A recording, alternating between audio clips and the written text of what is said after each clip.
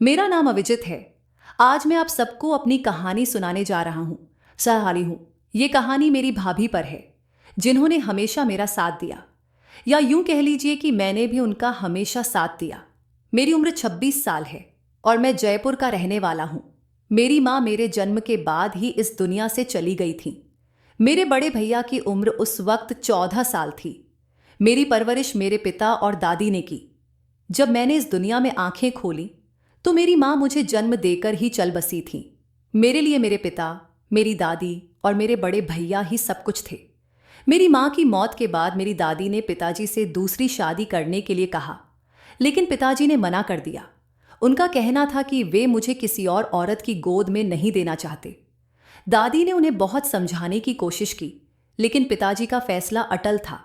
आखिरकार मेरी दादी ने ही मेरी परवरिश का जिम्मा उठाया। लेकिन जब मैं 9 साल का हुआ तो दादी भी हमें अकेला छोड़कर चल बसी। उनकी मौत के बाद पिताजी बिल्कुल टूट गए। मेरे भैया और पिताजी के लिए मुझे संभालना मुश्किल हो गया था। उस वक्त मैं तीसरी कक्षा में था। पिताजी सरकारी नौकरी करते थे और भैया कॉलेज में पढ़ाई कर रहे थे। दोनों का समय इतना व्यस्त रहता था कि मेरी देखभाल के लिए किसी के पास वक्त नहीं था। पिताजी अगर नौकरी छोड़ देते तो घर का खर्चा कैसे चलता, और भैया अगर पढ़ाई छोड़ देते तो उनका भविष्य खराब हो जाता। आखिरकार मेरे भैया ने अपनी पढ़ाई कुर्बान कर दी और प्राइवेट पढ़ाई शुरू कर दी।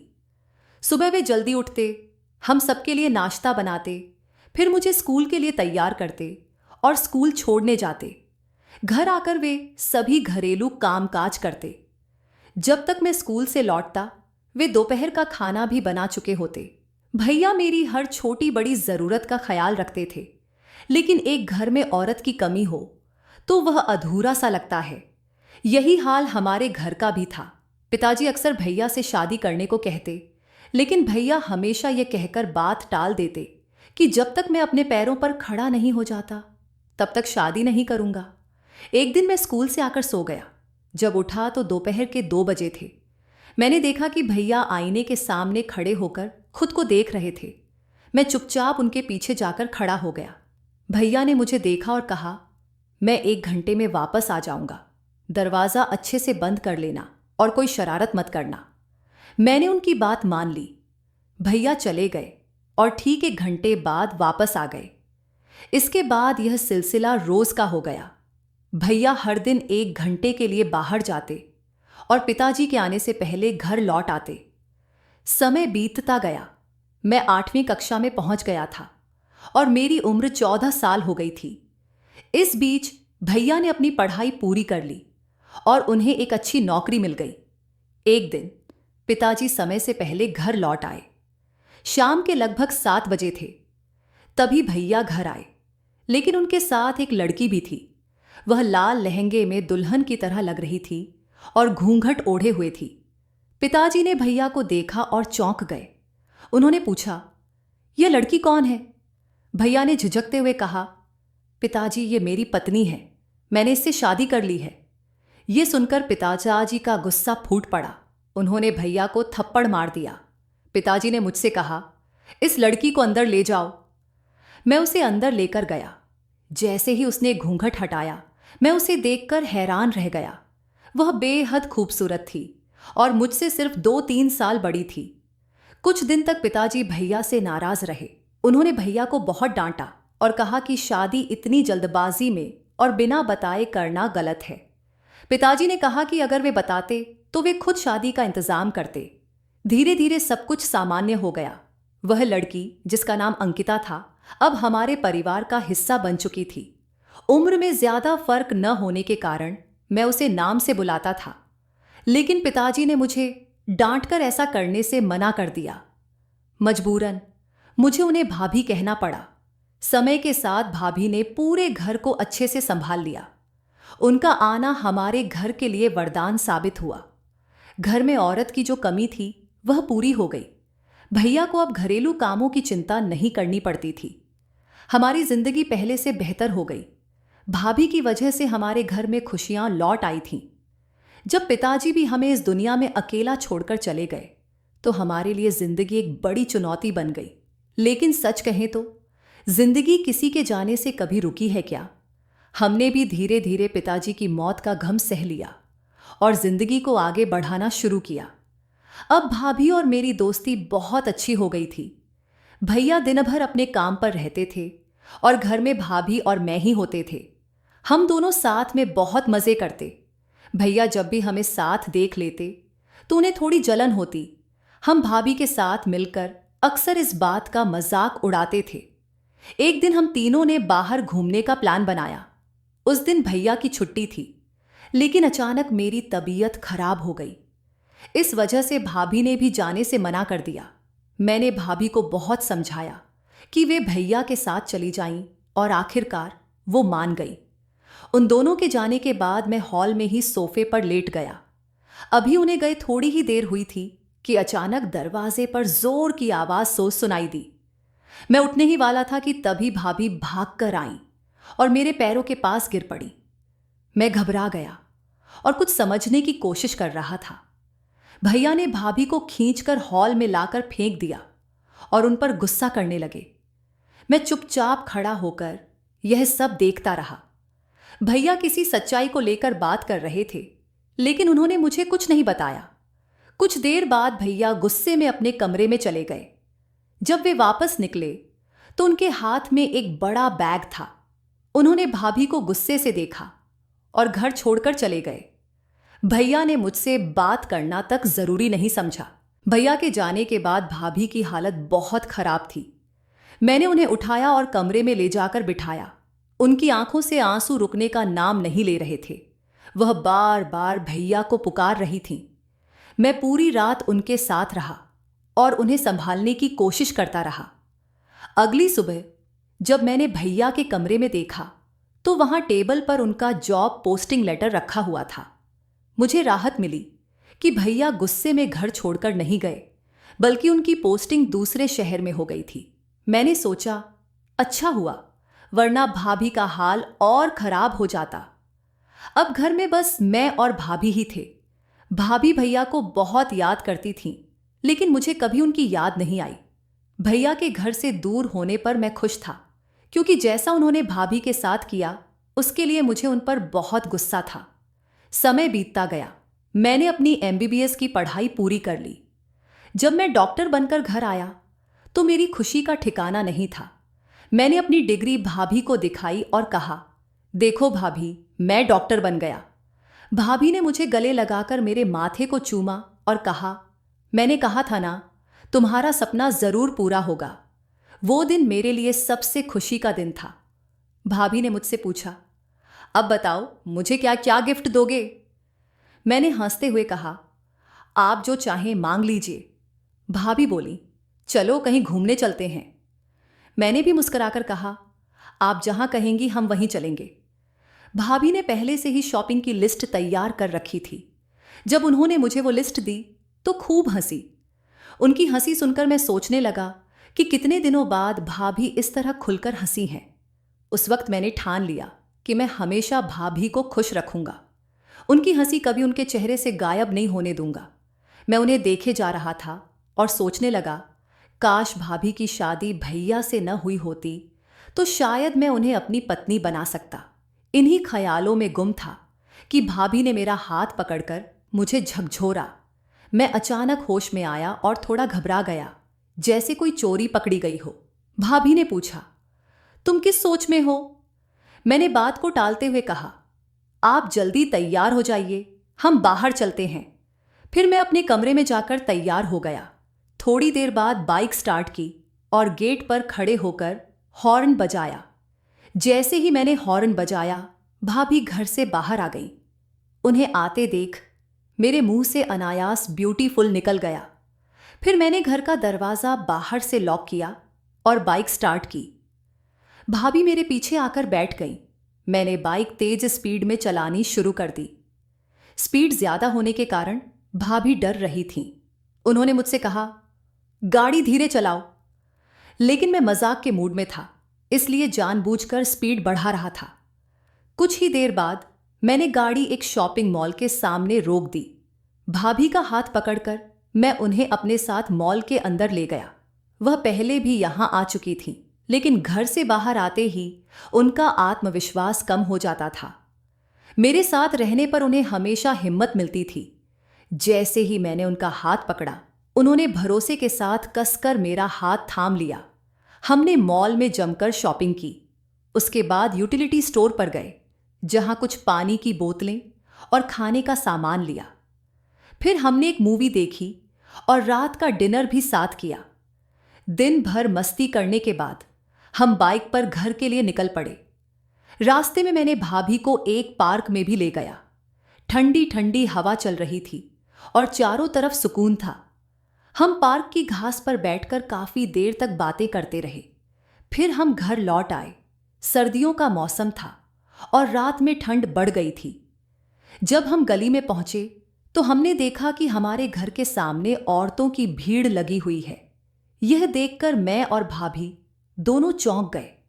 मैंने बाइक रोकी और भाभी ने डर के मारे मेरे कंधे को कसकर पकड़ लिया। लोग हमें घूर रहे थे और फुसफुसाकर बातें कर रहे थे। जैसे जैसे मैं उनके पास पहुंचा, उनकी बातें साफ सुनाई देने लगीं। एक औरत कह रही थी, हे भगवान, ये लोग कितने बेशर्म हैं, देवर भाभी के रिश्ते को भी बदनाम कर दिया। दूसरी औरत ने कहा, बेचारा लड़का तो भोला है, लेकिन ये औरत चालाक है। पहले पति को फंसाया, अब देवर पर डोरे डाल रही है। ये बातें सुनकर मेरा खून खौल उठा, लेकिन मैंने खुद को संभाला। मुझे भाभी की चिंता थी, जो मेरे सहारे ही घर में जा सकती थी। मैंने भाभी का हाथ थामा और उन्हें घर के अंदर ले जाने लगा। तभी एक औरत ने कुछ ऐसा कहा जिससे मैं बुरी तरह गुस्से में आ गया। भाभी इस सब की वजह से बेहोश हो गई। मैंने उनकी हालत देख किसी की परवाह किए बिना उन्हें गोद में उठाया और घर का दरवाजा बंद कर दिया। मैंने भाभी को उनके कमरे में लिटाया और उनके पास बैठ गया। मेरा मन घबरा रहा था कि मोहल्ले वालों ने हमारी खुशियों को खत्म कर दिया। भाभी धीरे धीरे होश में आने लगी। वह पानी मांग रही थीं। मैंने तुरंत जग से गिलास में पानी डाला और उन्हें पिलाया। भाभी को थोड़ा सुकून मिला। फिर मैं किचन में गया और खाना गर्म करने लगा। मेरे दिल में बार बार यही बात आ रही थी कि सब कुछ मेरी वजह से हुआ। मैंने उन्हें खुश करने की पूरी कोशिश की थी, लेकिन यह दिन उनकी तकलीफ का कारण बन गया। अब मुझे कल का डर सता रहा था। मोहल्ले के लोग न जाने और क्या क्या कहेंगे, लेकिन मैं ठान चुका था कि जो भी हो, मैं भाभी का साथ नहीं छोड़ूंगा और उन्हें हमेशा खुश रखने की कोशिश करूंगा। मैंने भाभी की कोल्ड ड्रिंक में नींद की गोलियां मिला दी थीं। किचन में जाकर मैंने नींद की दवाइयों का डिब्बा निकाला और उन्हें ड्रिंक में मिला दिया। फिर मैंने उन्हें खाने में भी मिला दिया। खाना खाने के बाद भाभी को बहुत आराम महसूस हुआ। मैं गौर से भाभी की ओर देखता रहा और फिर उठकर अपने कमरे में चला गया। अगली सुबह जब मैं उठा तो देखा कि भाभी किचन में काम कर रही थीं। वे बहुत ही सुकून के साथ नाश्ता बना रही थीं। मैं उनके पास गया, उन्हें गुड मॉर्निंग कहा और उनकी तबीयत के बारे में पूछा। कुछ देर तक बात करने के बाद मैं डाइनिंग टेबल पर जाकर बैठ गया। मैंने सोचा, अच्छा हुआ कि कल रात मैंने भाभी की ड्रिंक में दवाइयां मिला दी थीं। अगर ऐसा न करता तो न जाने क्या होता। शायद भाभी पूरी रात परेशान रहती और रो रो कर अपना बुरा हाल कर लेती। मैंने टीवी चालू किया और न्यूज़ देखने लगा। तभी अचानक दरवाजे की घंटी बजी। घंटी की आवाज़ सुनकर मैं सतर्क हो गया। मुझे पता था कि मोहल्ले वाले इतनी आसानी से शांत नहीं बैठने वाले, लेकिन यह नहीं पता था कि वे इतनी सुबह आ धमकेंगे। मैंने दरवाजे की ओर देखा और सोचा कि आज उनसे साफ साफ बात कर लेनी चाहिए। लेकिन इससे पहले कि मैं दरवाज़ा खोलने जाता, भाभी ने दरवाज़ा खोल दिया। मोहल्ले की औरतें घर के अंदर आ गईं और कल वाला तमाशा फिर से शुरू हो गया। भाभी चुपचाप उनकी बातें सुनती रहीं, लेकिन जैसे ही उन्होंने मेरा नाम लिया, भाभी उन पर टूट पड़ी। मैंने हैरानी से भाभी की तरफ देखा। वे बहुत तेजी से औरतों को जवाब दे रही थीं। उनकी बातों ने सबकी बोलती बंद कर दी।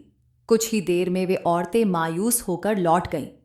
भाभी ने दरवाज़ा बंद किया, खुद को शांत किया और पानी पिया। फिर उन्होंने मुझे नाश्ता परोसा। नाश्ता करने के बाद मैं अपने कमरे में चला गया।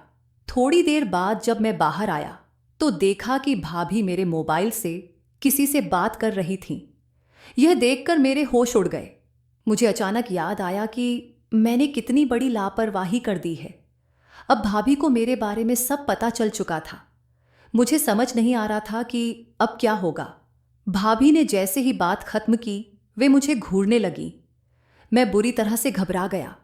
झूठ बोलने का कोई फायदा नहीं था, लेकिन सच बताने की भी हिम्मत नहीं हो रही थी। तभी दरवाजे की घंटी फिर से बजने लगी। भाभी ने मोबाइल सोफे पर फेंका और दरवाजा खोलने चली गई। मैंने जल्दी से अपना मोबाइल उठाकर अपने पास रख लिया ताकि वे और कुछ न जान सकें। मैंने राहत की सांस ली और सोचा कि अच्छा हुआ दरवाजे पर कोई आ गया, लेकिन तभी भाभी के चिल्लाने की आवाज सुनाई दी। मैं तेजी से दरवाजे की तरफ भागा। दरवाजे पर खड़े शख्स को देखकर मैं हैरान रह गया। मेरे भैया सामने खड़े थे। मैंने फौरन उन्हें गले लगा लिया। हम दोनों भाई काफी देर तक रोते रहे। फिर भैया को अंदर ले आया। भाभी अभी भी हैरानी में खड़ी थी। मैं उन्हें अंदर लाया और भैया के पास बिठा दिया। इसके बाद मैं किसी दोस्त के घर जाने का बहाना करके बाहर चला गया ताकि भैया और भाभी आराम से बात कर सकें। अब मैं आप लोगों को भाभी की जिंदगी के बारे में बताना चाहता हूं। मेरी भाभी का जीवन बहुत दर्द भरा रहा है। वे बचपन से अनाथ थीं।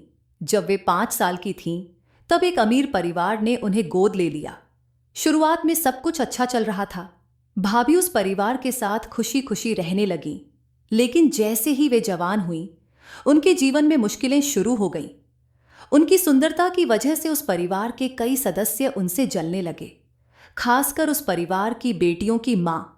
जब भी परिवार की बेटियों के रिश्ते आते, लोग भाभी को पसंद कर लेते और उन बेटियों को नकार देते। यह बात उनकी मां को बर्दाश्त नहीं हुई। एक दिन उस महिला ने भाभी को किसी बहाने से घर से बाहर ले जाकर उनके मुंह पर क्लोरोफॉर्म लगाया। भाभी बेहोश हो गई। जब उन्हें होश आया तो उन्होंने खुद को एक कोठे पर पाया। वह महिला अपनी बेटियों का बदला लेना चाहती थी। उसने भाभी को कोठे पर बेच दिया और घर वालों से झूठ बोल दिया कि भाभी कहीं गायब हो गई हैं। भाभी का बचपन बहुत कठिन रहा, लेकिन अब उन्होंने अपना जीवन संभालने की ठानी है। भैया ने उन्हें सहारा दिया और दोनों ने अपने रिश्ते को फिर से मजबूत किया। मैंने भाभी को भैया के पास छोड़ दिया ताकि वे अपनी जिंदगी को नई शुरुआत दे सकें। मैंने उसे ढूंढने की बहुत कोशिश की, लेकिन वह मुझे कहीं नजर नहीं आई। भाभी के सौतेले माता पिता ने भी उन्हें हर जगह ढूंढा। उन्होंने पुलिस में रिपोर्ट तक दर्ज करवाई, लेकिन भाभी का कुछ भी पता नहीं चला। सच तो यह है कि भाभी की सच्चाई के बारे में मैं पहले से ही जानता था। मुझे पता था कि भाभी एक तवाइफ थीं। मैंने उन्हें एक बार बार में देखा था। हालांकि मुझे यह नहीं पता था कि भैया से उनकी मुलाकात कैसे हुई और वे भाभी को शादी के बाद घर कैसे ले आए। भैया को भाभी की असलियत का पता उनकी शादी के बाद चला। जिस दिन भैया ने घर छोड़ा, उस दिन उन्हें सच्चाई का पता चल गया था। पता नहीं भैया को यह बात किसने बताई, लेकिन जब उन्होंने भाभी की हकीकत सुनी तो वे बेहद गुस्से में आ गए। भाभी पर तो उन्होंने खूब गुस्सा निकाला, लेकिन मुझसे उस समय कुछ नहीं कहा। मैं बच गया। उनके जाने के बाद भाभी डिप्रेशन में चली गई। डॉक्टर ने कहा कि शायद वे कभी इस डिप्रेशन से बाहर न आ पाएं। यह सुनकर मैंने भाभी का और ज्यादा ध्यान रखना शुरू कर दिया। मैंने अपनी कोशिशों से उन्हें ठीक करने की ठान ली। मेरी मेहनत रंग लाई और धीरे धीरे भाभी बेहतर होने लगी। लेकिन इस दौरान लोग हमारे बारे में गलत बातें करने लगे। लोग मुझ पर और भाभी पर तरह तरह के इल्जाम लगाने लगे। वे हमारे रिश्ते को गलत समझने लगे। फिर 2 साल बाद भैया घर लौटे। यह देखकर मेरी आंखों में आंसू आ गए। मुझे लगा कि अब सब कुछ ठीक हो जाएगा, लेकिन उसी समय मुझे अपनी ट्रेनिंग के लिए शहर से बाहर जाना था। मैं भाभी को अकेला छोड़कर नहीं जाना चाहता था, इसलिए मैंने अपनी ट्रेनिंग कैंसिल करवा दी। यह बात भाभी को फोन पर मेरे दोस्त के जरिए पता चल गई। मेरे दोस्त ने भाभी को बताया कि अविजित ट्रेनिंग पर नहीं जा रहा, क्योंकि वह आपकी देखभाल के लिए आपको अकेला छोड़ना नहीं चाहता। यह उसका सपना था, लेकिन वह इसे छोड़ने के लिए तैयार है। शाम को जब मैं घर लौटा तो देखा कि भैया और भाभी मेरा इंतजार कर रहे थे। भाभी ने रो रो कर अपनी आंखें सूजा ली थीं। वे गुस्से में लग रही थीं, जैसे मुझे डांटने के लिए तैयार बैठी हों।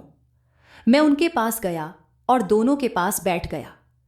मैंने उन्हें प्यार भरी नजरों से देखा। मेरे लिए भैया और भाभी माता पिता जैसे थे। भाभी ने मुझे हमेशा सगी मां जैसा प्यार दिया। मैंने भाभी को कभी अकेला छोड़ने का इरादा नहीं किया था, लेकिन अब भैया घर लौट आए थे, इसलिए मैं निश्चिंत हो गया। भैया और भाभी ने मुझे समझाया कि मुझे अपनी ट्रेनिंग पूरी करनी चाहिए। उन्होंने कहा, तुम अपनी ट्रेनिंग पर जाओ, किसी भी चीज की जरूरत हो तो हमें जरूर बताना, हम हमेशा तुम्हारे साथ हैं। तुम अपना सपना पूरा करो और एक कामयाब डॉक्टर बनकर घर लौटो। उनकी बातों से मुझे बहुत हिम्मत मिली। अब मैं बिना किसी चिंता के अपनी ट्रेनिंग के लिए जा सकता था। भैया और भाभी के बीच की सारी गलतफहमियां भी अब दूर हो चुकी थीं। भैया ने भाभी से माफी मांग ली थी और कहा था, तुम्हारी सच्चाई जानकर मैंने जो गुस्सा किया वह गलत था, इसके लिए मुझे माफ कर दो। अब मैं तुम्हें कभी अकेला नहीं छोड़ूंगा।